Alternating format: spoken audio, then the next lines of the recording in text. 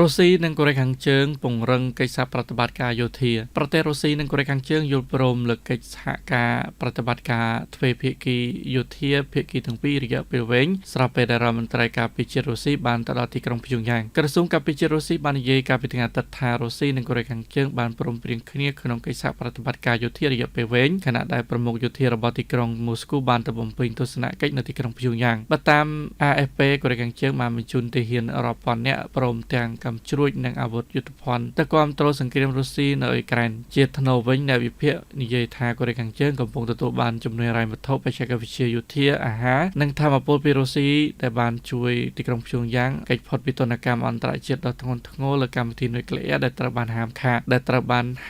ប្រទេសទាំងពីរបានចុះហត្ថលេខាលើសន្ធិសញ្ញាយោធានៅឆ្នាំ